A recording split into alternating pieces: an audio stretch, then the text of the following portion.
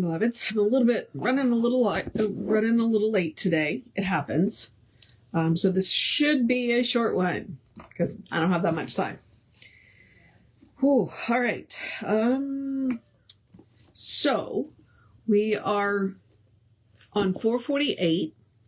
We are starting with the purpose of science of mind. Let me remind you, we're in part 5 from the teaching of Jesus.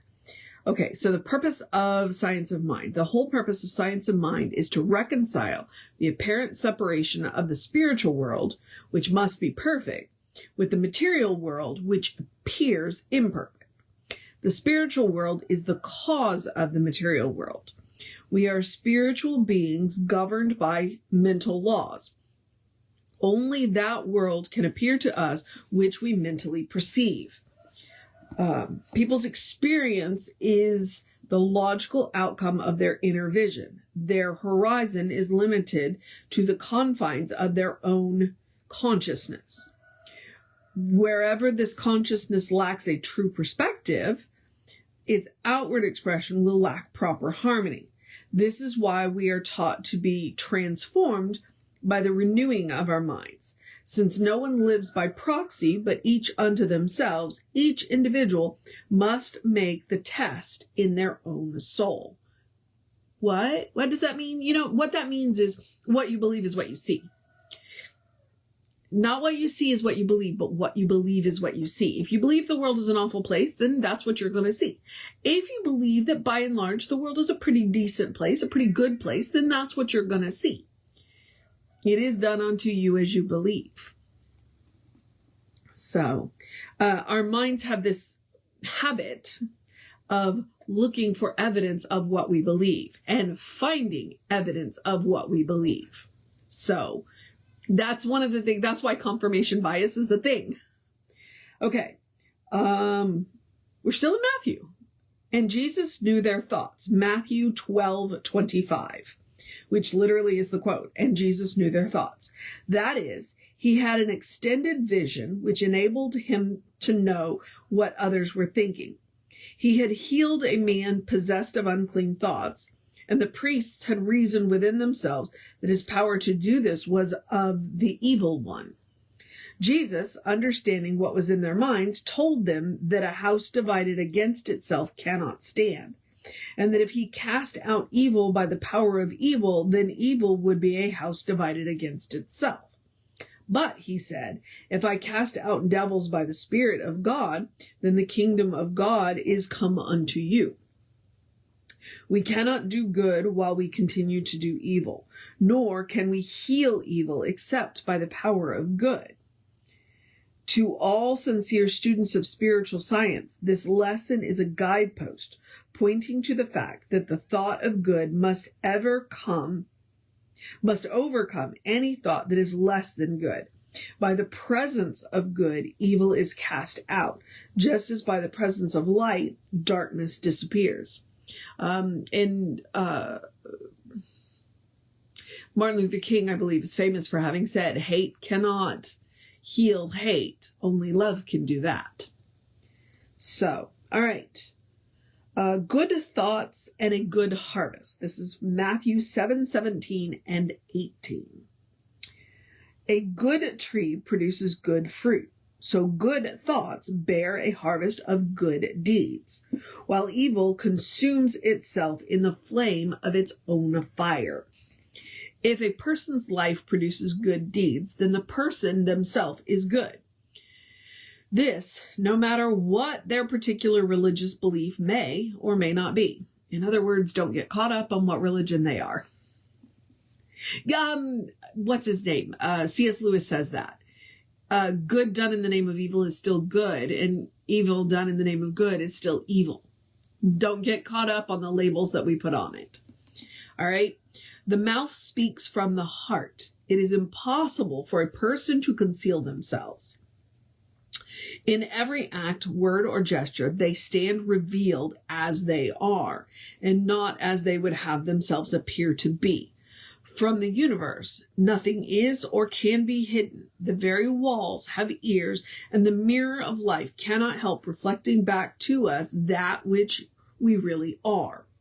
Jesus plainly tells us that we are held accountable for the very words which we speak.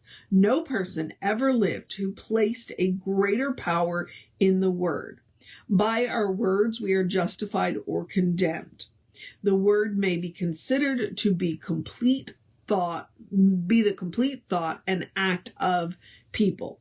There must be a thought before there can be an act, and a thinker before there can be any thought. The thinker condemns or justifies themselves through their thought, which makes listening to politicians that much more fun. Now, if you know me, which you may or may not, I don't like politicians. I'm pretty much kind of the opinion that how you tell a politician is lying is their lips are moving. My experience with politicians has not been great.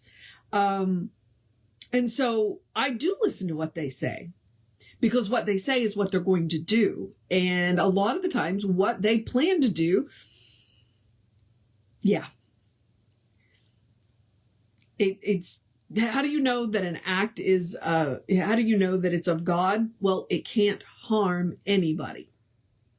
Anybody. So, yeah.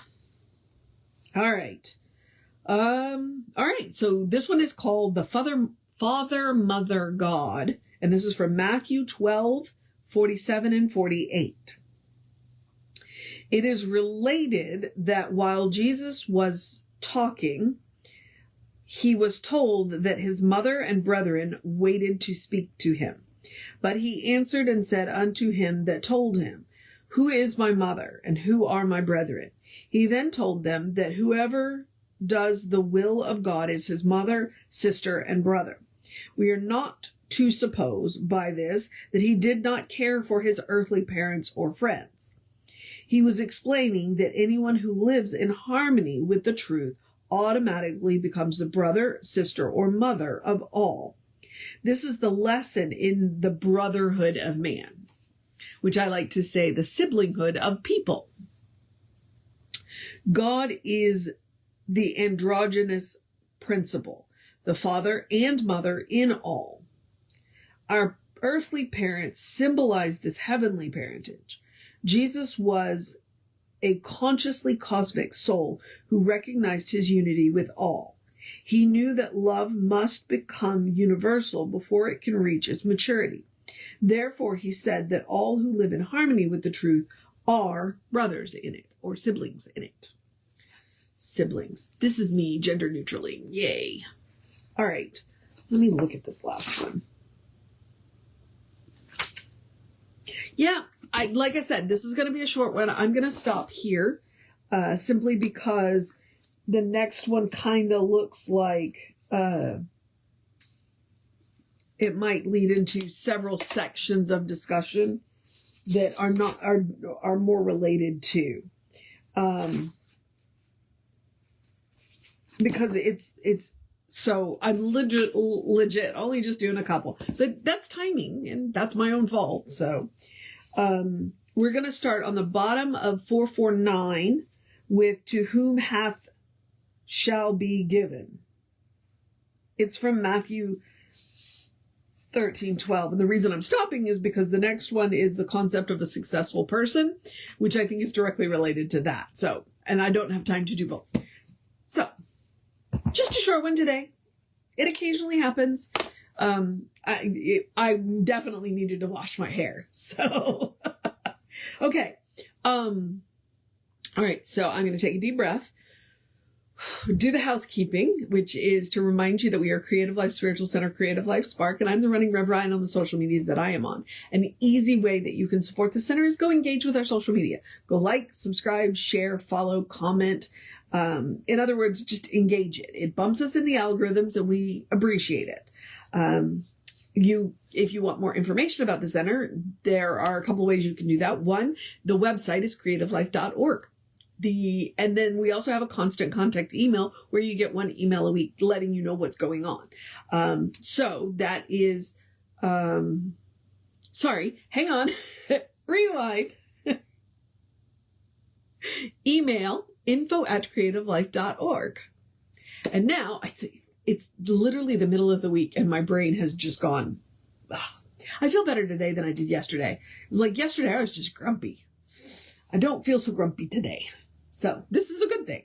It means I'll be much more pleasant to work with. All right. So, I'm going to encourage you to have a great day, a wondrous day, a fantastic day, a magical day, an enchanted day, a wonderful day, an awesome day, an amazing day, a let the grumpiness go day, a be kind to yourself day, be kind to each other day, a appreciate your delivery drivers day, a drink plenty of water day, a stay out of the heat day, enjoy the rest of the Olympics because they're almost over day, a good day. And if that is too much pressure, simply have a day.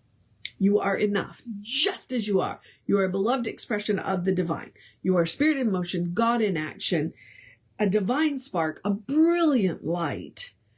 I say that, and the thing about being a brilliant light is you don't always see your own light, but other people do. And that's important to remember.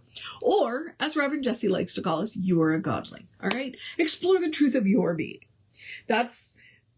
I didn't know what I was getting into with these Bible quotes, but it's been, I'm not a Bible scholar. So it's been interesting for me to see what Ernest Holmes has to say about it. And then what I think about it. My opinion. My opinion. So what I'm reading from Ernest and my opinion. All right. Reverend David should be on around 5 p.m. with you. I'll be back with you around 9 a.m. Take care of yourself. Know that you are loved, and I will see you next time.